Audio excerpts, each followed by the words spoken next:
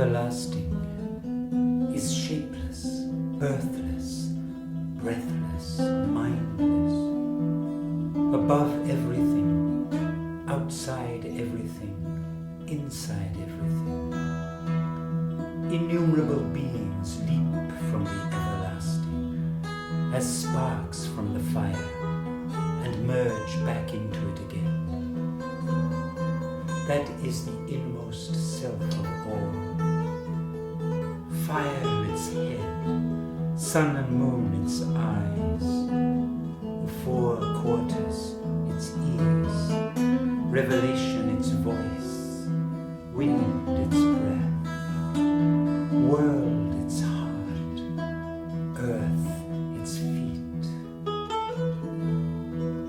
From that flow all the sacred chants, rituals, ceremonies, time and deeds, gods, angels, all living beings, the nourishing grains, faith and law, the seven senses and the seven flaming desires, the seven centers in the heart, seas, rivers, mountains, life-giving herbs, nothing in this world but that.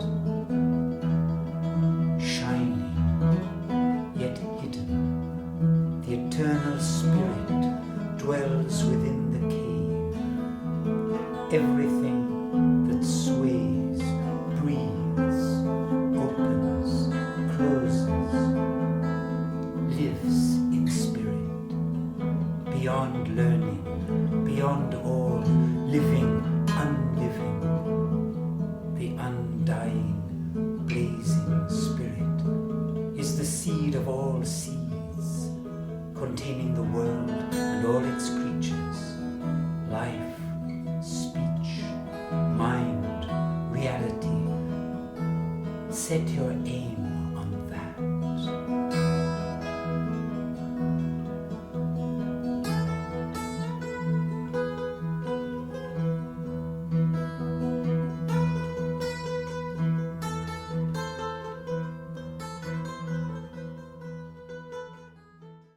Let's chant the mystical syllable Om 3 times. Straighten our backs. Take a deep breath.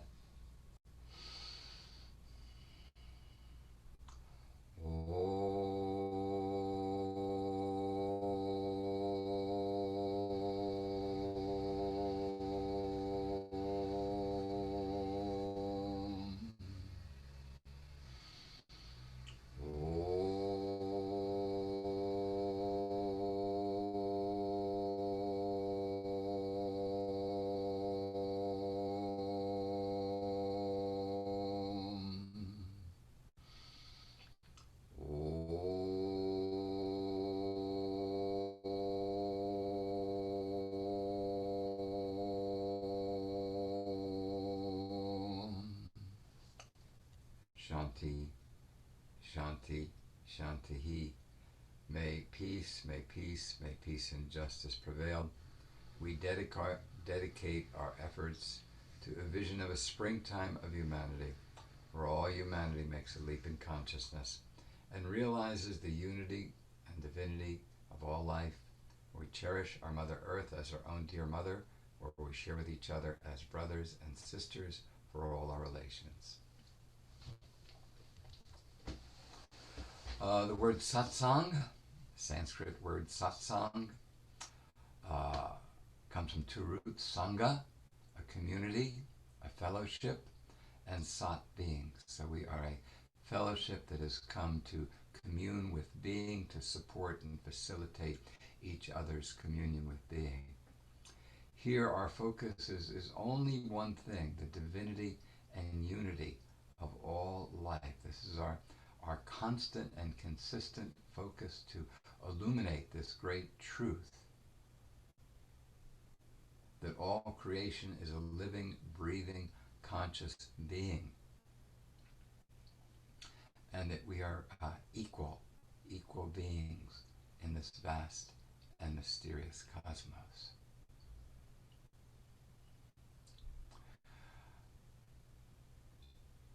In this Sangha, we lean heavily on the ancient wisdom of our beloved Mother India.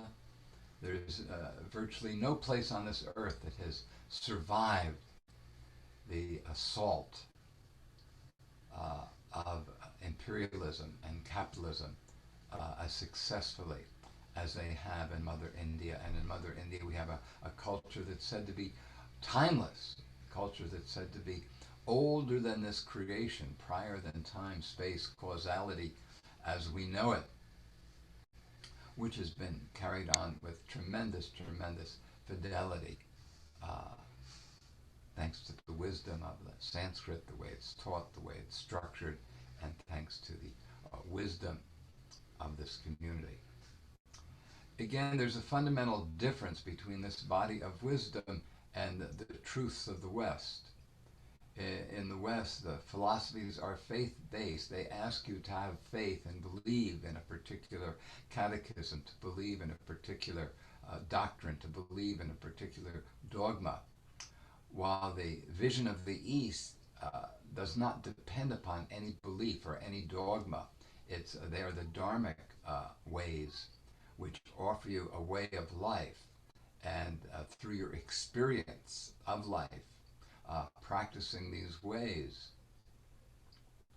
you discover your own, quote, truth. So there's a huge difference between dogma-based, faith-based philosophies and the experiential approach of the Sanatana Dharma of the ancients, which says that truth can only be lived. The truth can only be something, it's a very, very personal experience. So the practices that we are offering here are practices that facilitate a transformation in your own personal experience, a cellular, a molecular transformation in the way you vibrate, in your energy, in your consciousness, ultimately in who you are, in that this way of life argues that it has the ultimate medicine. This way of life argues that it has a medicine that will cure the pervasive and fundamental disease, anxiety, insecurity, fear, and terror of the human condition. That this pain, that this suffering is rooted in ignorance, and that the ultimate medicine is your own inherent knowledge of your own inherent divinity. And this is possible because it is inherent. That this is the quintessence, the highest essence of who you are, and so it is available to you and discoverable within you because it is your essence. So we begin leaning on the iconography of this culture and using this iconography to focus our consciousness.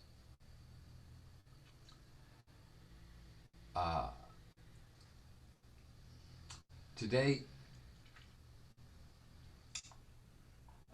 we're going to go on and look at fundamental questions of consciousness after our invocation, and seek to understand a foundation for our thought and for our contemplation. So let's begin with elevating our consciousness, using this iconography to elevate our consciousness. And here we begin by focusing on the goddess Saraswati. Saraswati means essence of self. And the goddess Saraswati personifies great truths about manifestation and the human condition.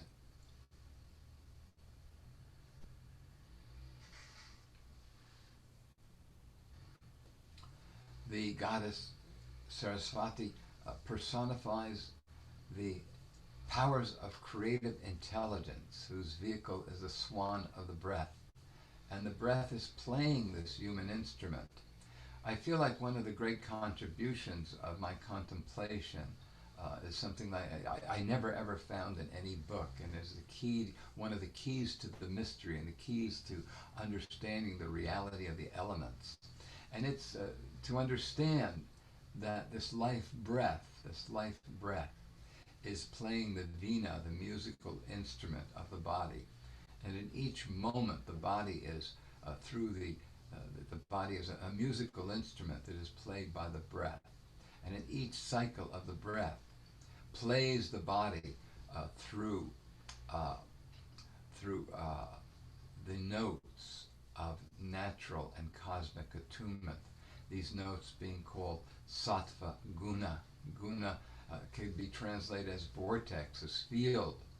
So a sattvic field is a field of soul communion, communion with the source, communion with the mystery, a step down from a higher dimension into physicality. And then as we breathe, the field expands, the tissue, molecular, cellular, every level of the body, inspiration, respiration, the spiraling energy of the cosmos expands into a rajasic attunement, into an attunement with the solar force, with Rajas, the fire of creation, this inspiration.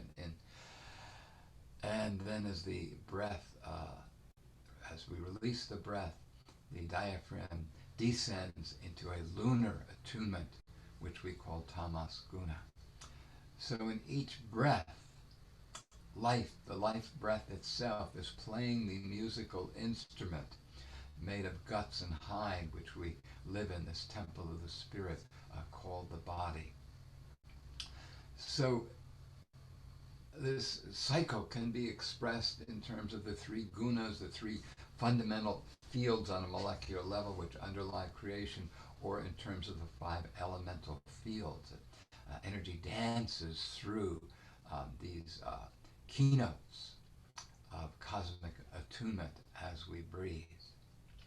And the key to understanding the reality of the elements, all transhistorically, cross-culturally, all of the science of the ancients was based on these elements. And the key to understanding that is to understand the body as a musical instrument that is played by the breath. So here we see that, where we see the swan of the breath and the intelligence whose vehicle is this breath, essence of self, Saraswati, playing the vina, this intelligence, playing the musical instrument of life throughout nature and the cosmos. So we elevate our consciousness as we tune into this essential truth of life, and as we invoke our own highest essence as the goddess.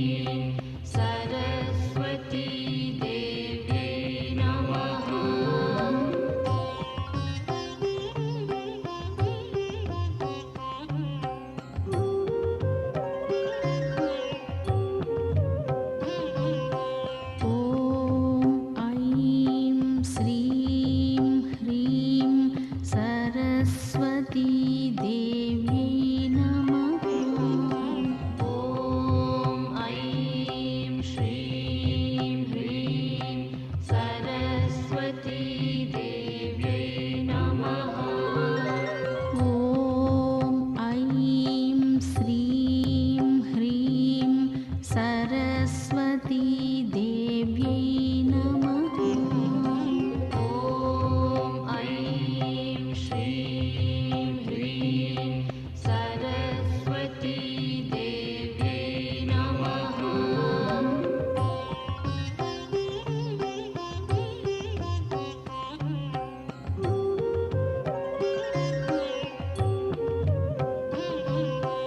ॐ ऐं श्रीं ह्रीं सरस्वती देव्यै नमः।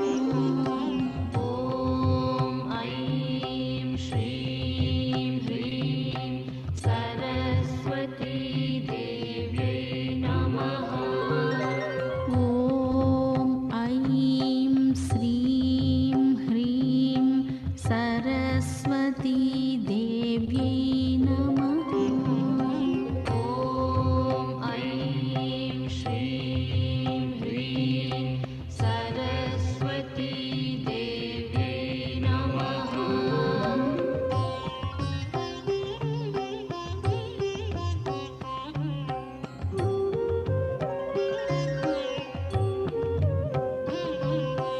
ॐ ऐं श्रीं ह्रीं सरस्वती देव्यै नमः।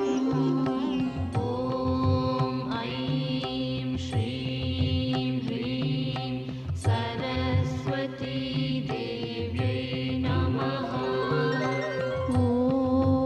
ऐं श्रीं ह्रीं सरस्वती देव्यै नमः। ॐ ऐं श्रीं ह्रीं सरस्वती देव्यै नमः।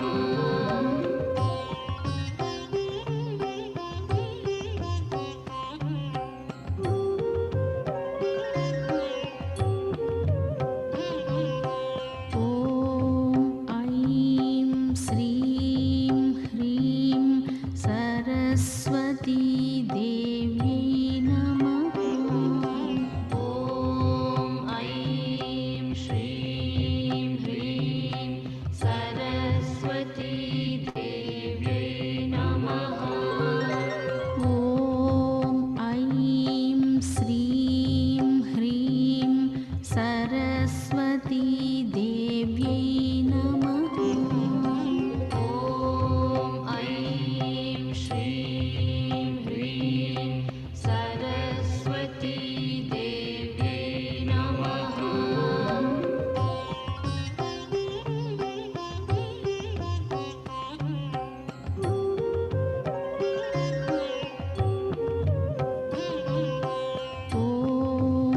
ॐ ऐं श्रीं ह्रीं सरस्वती देव्यै नमः। ॐ ऐं श्रीं ह्रीं सरस्वती देव्यै नमः। ॐ ऐं श्रीं ह्रीं सरस्वती देव्यै नमः। ॐ ऐं श्रीं ह्रीं सरस्वती देव्यै नमः।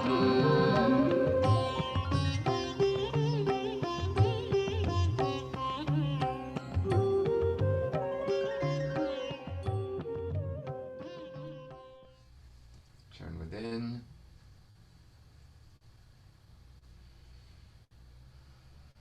Feel your third eye activated by the mantra.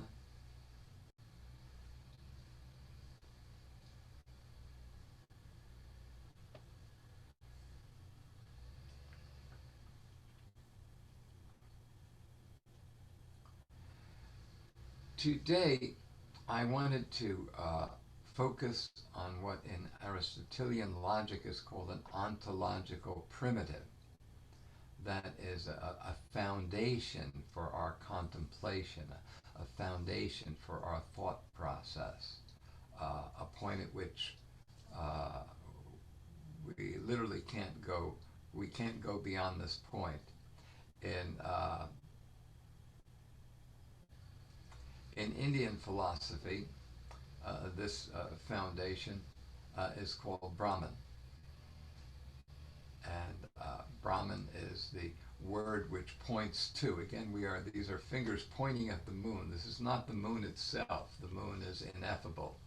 The moon that we're pointing to as ineffable is beyond any description. But nevertheless, we can use a vocabulary to try to point to this moon and help us to contemplate this moon and perhaps stand on the shoulder of the giants before us who've attempted to contemplate this moon. They say our concepts, though, are like a net which is trying to catch water, and the water just goes right through the net. But nevertheless, we attempt to do this with our concepts. So Brahman as opposed to Brahma. Brahma is the breath of life, the ever unfolding creative potency of Brahman, that the nature of Brahman is creative intelligence. And though Brahman, being an absolute, is beyond any quality would limit the limitless. Though Brahman is beyond any quality, it's described as Sat Chidananda, Sat being, Chit consciousness. I like to translate it as omniscience or omnipresence, not merely consciousness, but an omniscient and omnipresent consciousness, and bliss. That what we're focusing on in Brahman is the essential bliss of being conscious. So where Descartes would say, I think, therefore I am, in this philosophy, I am, therefore I think. I am is being, I think is consciousness, Sat Chit. And we further add that our essential nature is bliss. Our essential nature is Sat Chit Ananda, that the experience of being is inherently blissful. The naked experience of communion with being is inherently blissful. And what the philosophers are talking about is the very foundation of the human condition. That right here in this moment, you are conscious that you're being, and all else takes place against the horizon of this consciousness that you are being, or this being that you are conscious. And though this is a description of the transcendental supreme being, the absolute, it's also in the understanding of Advaita, non-duality, it's also the being in you is the being of the supreme being, that the supreme being is all pervasive. And the consciousness in you is the consciousness of the supreme being, that there's absolutely no separation between the being of the cosmos and the being in you in this moment, that there's absolutely no separation or distinction. Well, there are some limitations for sure in our consciousness, but it is of the same kind, the consciousness in us and the consciousness in the great, great mystery of life and consciousness. So today we're going to look at some images which help us to, in our contemplation of this fundamental reality of consciousness. So we begin by looking at, let me just see if any of these emails are from anybody trying to get in. No, good. Okay.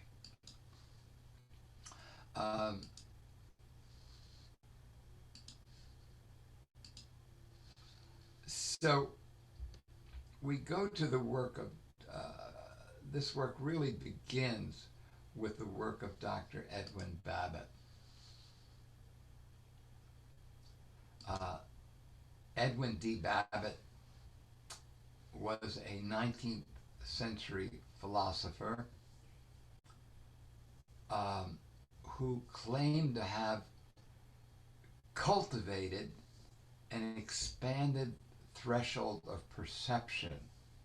He had cultivated what we would call micro clairvoyant vision, in which he could actually view the atomic and molecular level.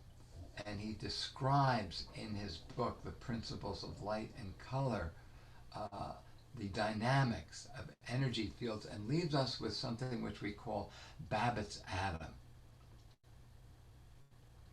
And this is an image of an atom as a spiraling energy field, and the differentiation in the energies being described through different colors. That the colors represented different fields of energy, and he left us with Babbitt's atom, and the idea that we can point to the moon, point to this realm, this atomic and molecular realm in our contemplation. And so the important thing here is that we're looking at an atom as an energy field, and we're beginning to contemplate an atom as an energy field. And here, in terms of what I was talking about earlier, this energy field is vitiated, is given life by the breath. That this inspiration, this spiraling breath, spirals from the macrocosm of the breathing organism down to every molecule, every cell and molecule and atom and quark of the body. That what we're looking at is a dynamic vision where the body moves so that as we breathe in, the tissue lengthens on a molecular level to a natural and cosmic attunement, which we call air, and then the tissue expands in inspiration into a spiraling field that predominates in the fire predominant, to tuning to the solar force. Then as the diaphragm descends, the field moves into a lunar attunement. First a still point, we call earth, and then a lunar attunement, which we call water. And then in every cycle, the body on a molecular level is moving through this spectrum of physical and natural attunement. Now, what we're doing today is we're looking at the dynamics of this energy field. And here we come to a much more contemporary thinker. We come to the work of, let's go to the next slide, of Umberto Maturana, who is the father of the Santiago theory of cognition. Maturana is a biologist, and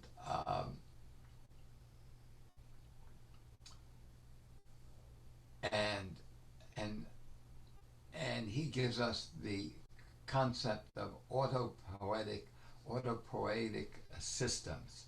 Autopoiesis from the Greek auto meaning self, and poiesis meaning creation.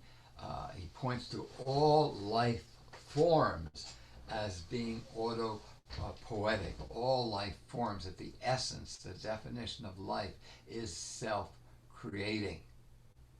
And the realization that autopoiesis is a cognitive process. And he goes on to say that even in creatures without a nervous system, this energetic process that support life are cognitive. That life is cognitive. The essence of life is cognitive. Now, going back to our energy field dynamics here, let's see, where are we? Going back to our energy field dynamic, we're always talking about energy as moving through a field. Energy is always moving through a field from the source out into expanding in air and fire, still point of earth, contracting in water and being brought to that. Breath is always cyclical. Life is always cyclical. Every process in nature is a dawn expanding into the noon and then falling into the dusk and the night. That every process of nature is a birth and a death. Every process of nature is a spring and a summer and a fall and a winter. That all natural processes are a cycle of yang, the expansive breath, and yin, the contracting breath. This describes the movement of energy from microcosm to macrocosm, from macrocosm to microcosm. Energy always moves in a polarity from rajas to tamas, from solar to lunar, from masculine to feminine, from heaven to earth.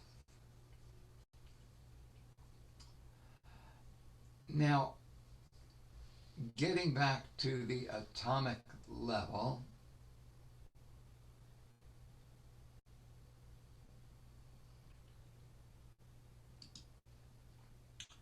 let's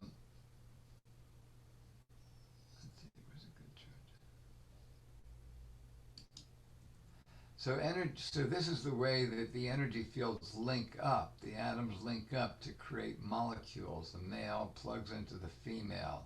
The yang plugs into the yin. And the fields align through sympathetic vibration with each other. Then you have a polarity with the fields on either side. And you can see in the fire undulates through the fields, creating molecules and creating cells. Very quickly, using the foundation of Babbitt's atom, we can start picturing the way the atoms link together vibrationally to create molecules and to create cells.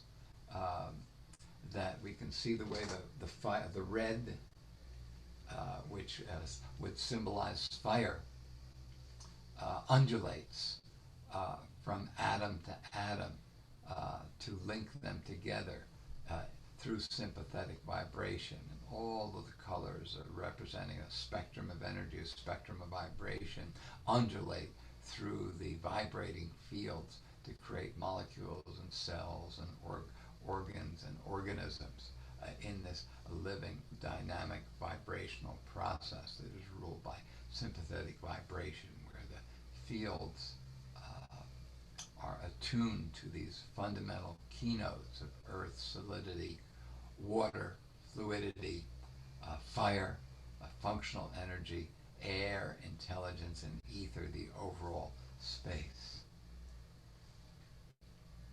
Now, today, we want to look at, we want to understand this as a field essentially of creative intelligence.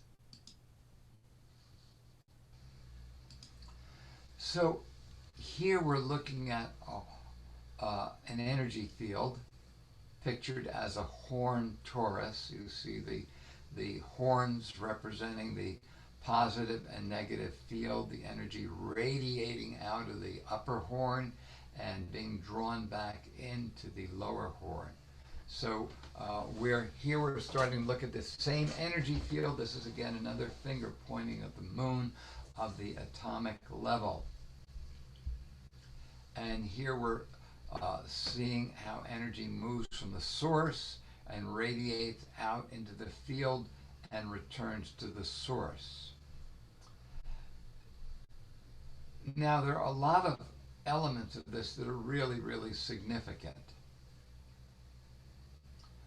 First of all, we would argue that an energy field is defined by the relationship of the field to its source, and though we're looking at something that appears to be somewhat solid here in this illustration, what we're really looking at is a field of energy, which is totally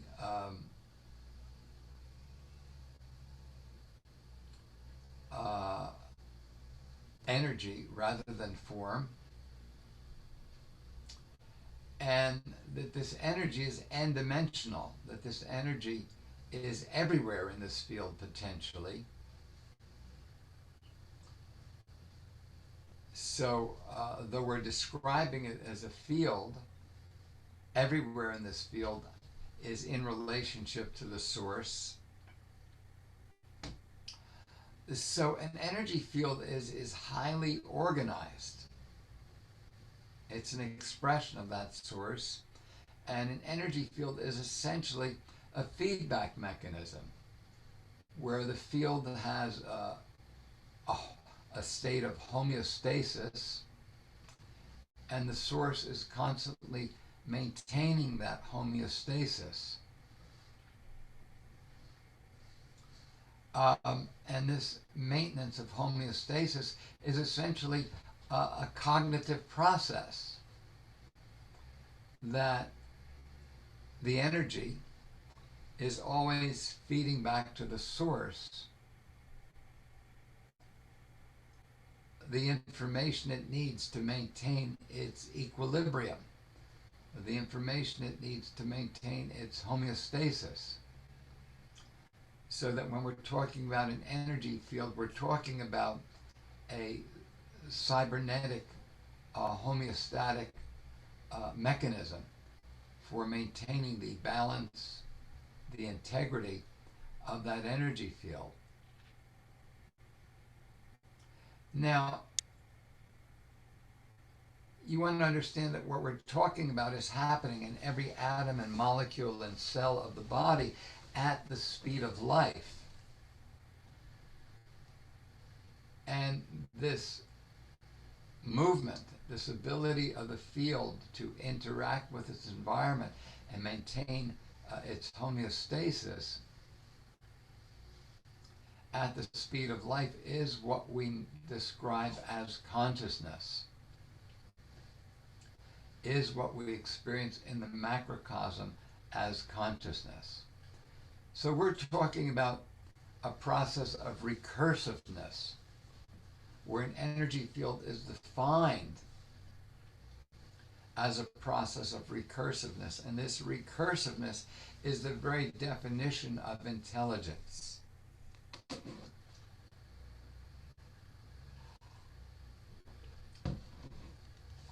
So an energy field is a play of consciousness.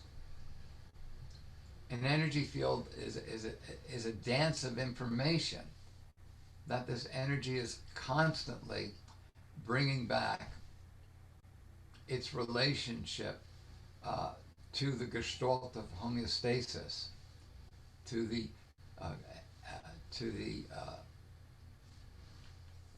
balance and integrity of that field.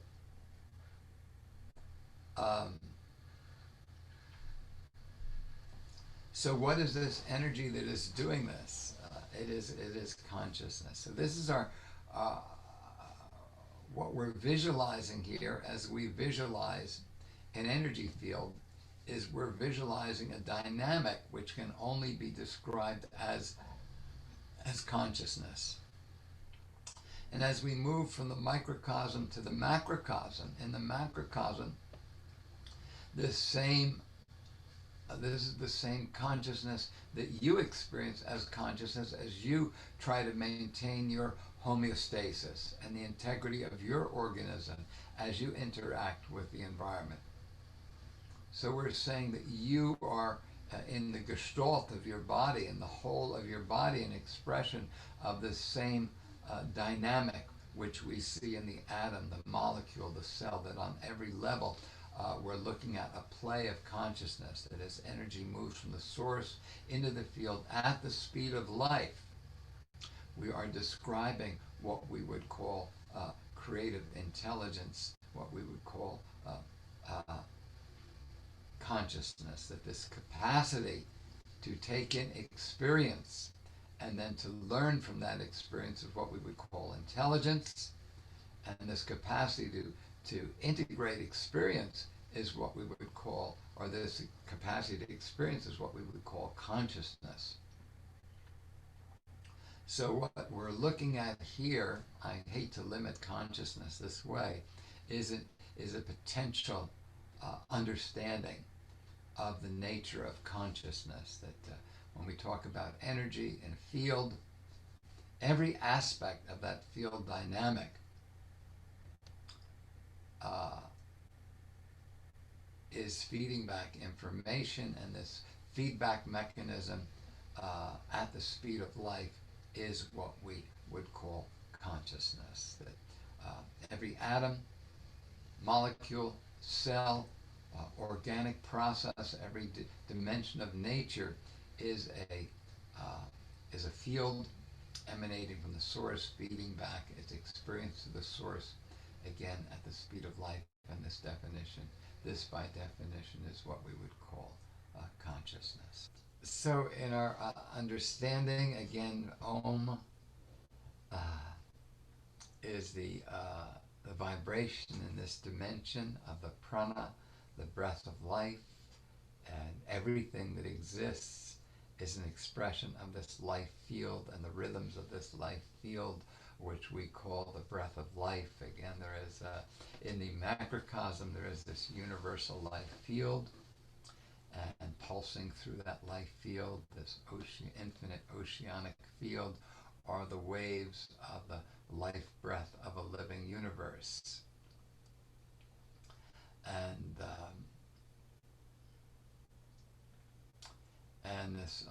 these waves are ultimately consciousness and ultimately being. So we ask to lead us from non-being to being, from that which perishes into that which is self-effulgent and eternal, from that which dies into our moment-to-moment bliss, our moment-to-moment experience of this eternal presence, So this is an affirmation of our intention to live in reality, in peace, peace, peace.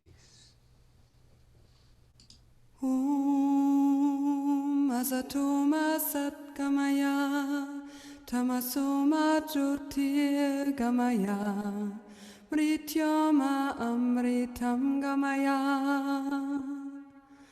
Om Asatoma Satgamaya, Tamasoma Jyotirgamaya, Mrityoma Amritam Gamaya.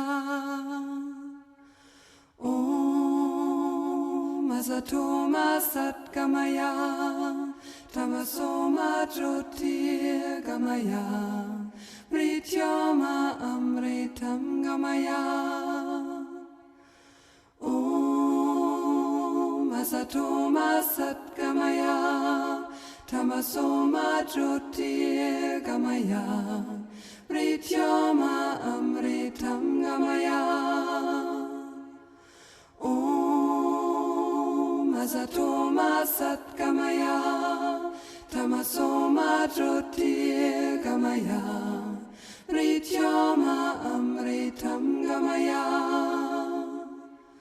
Om Asatoma Satgamaya, Tamasoma Jyotirgamaya, Mrityoma Amritam Gamaya. Om Asatoma Satgamaya, Tamasoma Jyotirgamaya, Mrityoma Amritam Gamaya.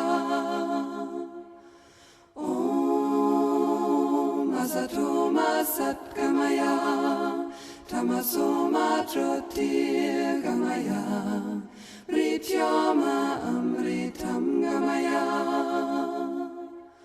Om Asatoma Satgamaya, Tamasoma Jyotirgamaya, Mrityoma Mrityoma Amritam Gamaya.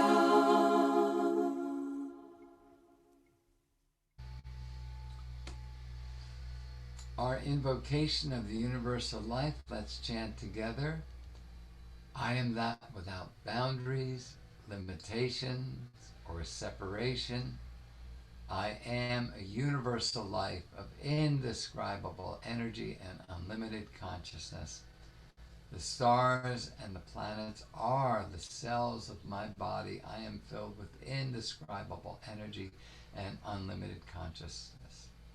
I am willing energy from that I am, Mahavishnu, the Great Spirit, Narayana, the soul of the universe, Maha Saraswati, goddess of wisdom, to manifest radiant health, perfect health, divine health, to manifest deep inner peace, equanimity, serenity, to manifest self-realization, illumination, liberation. May peace and justice prevail on earth. Om Shanti, Shanti, Shanti, for all our relations. We are using the iconography and the standing on the shoulders of the wisdom of ancient India. The goddess Gayatri, her 5 heads represent the 5 winds, the 5 vayus, the 5 vibrations that vibrate through everything. Earth, creating boundaries; water, the profoundly pure medium of life; fire, the creative, functional energy; air, the intelligent feedback in space. So her 5 heads represent the 5 keynotes, the 5 winds that blow through all creation to create this experience that we have on this, in this dimension, on this plane, being alive and being in a body. So we attune ourselves with these 5 keynotes, and ultimately we attune our bodies with Om Bhur, with our body of earth, and penetrating that is Om Bhuvaha, astral body, a starry body which pervades this. Om Swa, a body of heaven, of bliss. Om Maha, body of consciousness. Om Jnana, body of knowledge. Om Tapa, a body of passion. Om Satyam, a body of being. So we attune all these dimensions. So as we go Om Bhur, we focus on a root chakra. Om Bhuvaha, the sacrum. Om Swar, the solar plexus. Om Maha, the heart. Om Jnana, the throat. Om Tapa, the third eye. Om Satyam, on the crown. At the crown, we turn our attention to that which is worthy of worship, that our communion with that which is worthy of worship may inspire our liberation. For everything, the light of the soul, the nectar of immortality, the creator, earth, heaven, everything is Om. Everything is this mystical word, holy word, this utterance, pregnant with mystery that sustains creation.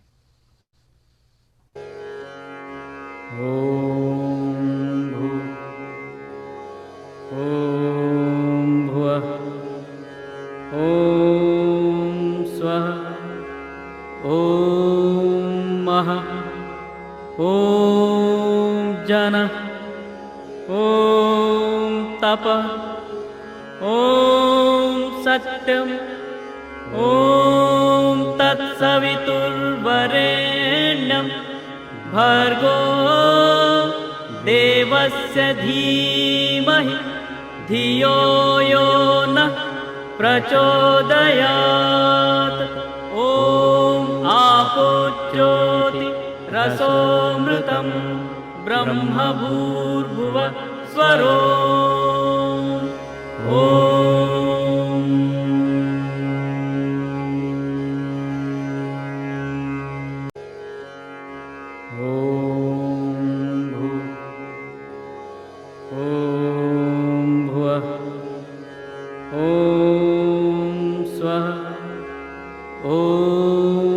मः ॐ जनः ॐ तपः ॐ सत्यम् ॐ तत्सवितुर्वरेण्यं भर्गो देवस्य धीमहि धियो यो नः प्रचोदयात् ॐ आपो ज्योतिरसोऽमृतं ब्रह्म भूर्भुवः स्वरो ॐ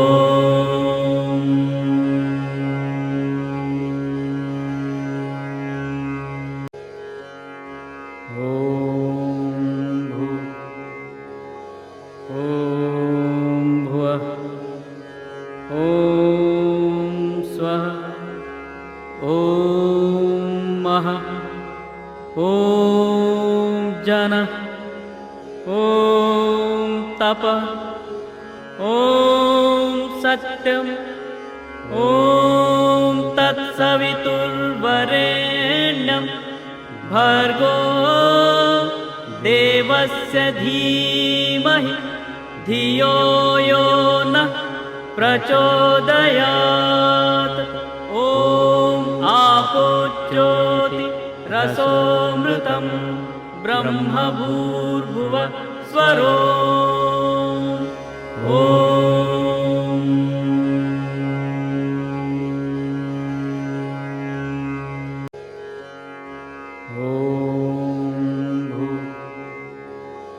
ॐ भुवः ॐ स्वः ॐ महः ॐ जनः ॐ तपः ॐ सत्यम् ॐ तत्सवितुर्वरेण्यं भर्गो देवस्य धीमहि धियो यो नः प्रचोदयात् ॐ आपो ज्योतिरसोऽमृतं ब्रह्म भूर्भुवः स्वरो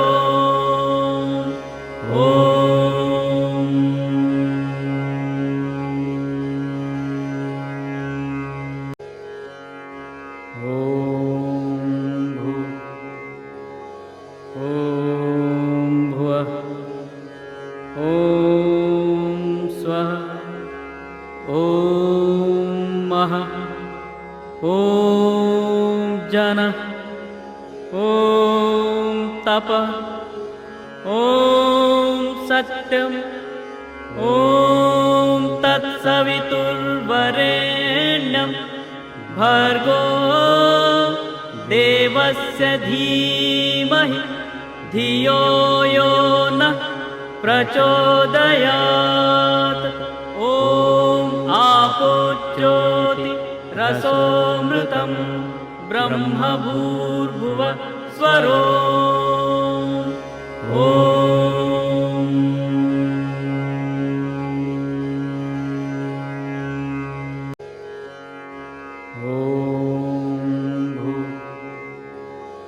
ॐ भुवः ॐ स्वः ॐ महः ॐ जनः ॐ तपः ॐ सत्यम् ॐ तत्सवितुर्वरेण्यं भर्गो देवस्य धीमहि धियो यो नः प्रचोदयात् ॐ आपो ज्योतिरसोऽमृतं ब्रह्म भूर्भुवः स्वरो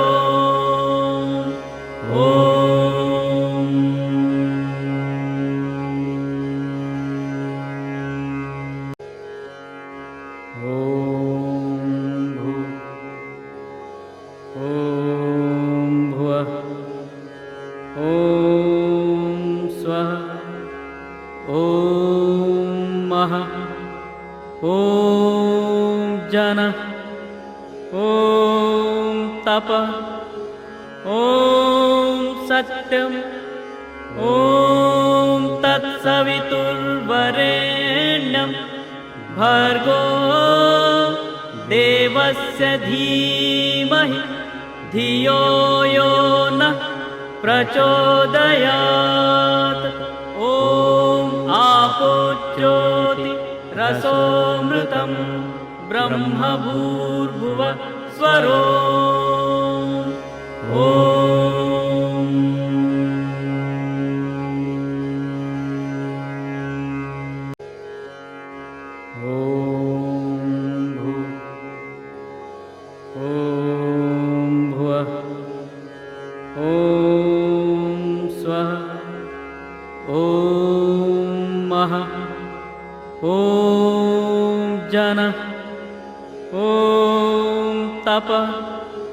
ॐ सत्यम् ॐ तत्सवितुर्वरेण्यं भर्गो देवस्य धीमहि धियो यो नः प्रचोदयात् ॐ आपो ज्योतिरसोऽमृतं ब्रह्मभूर्भुव स्वरो ॐ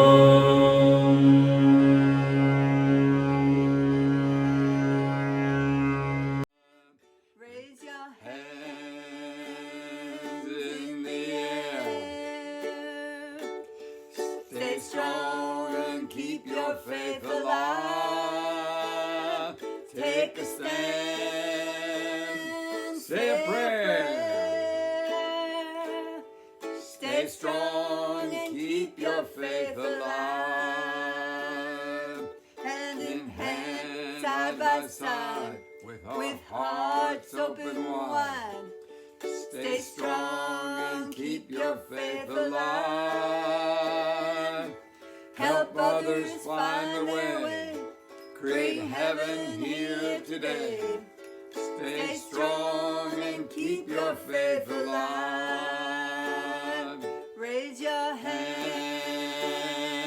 in the air. Stay strong and keep your faith alive. Take a stand. Sing a prayer. Stay strong and keep your faith alive. In times like these we need to remember what is real. Stay strong and keep your faith alive. United in our quest to spread love and happiness. Stay strong and keep your faith alive.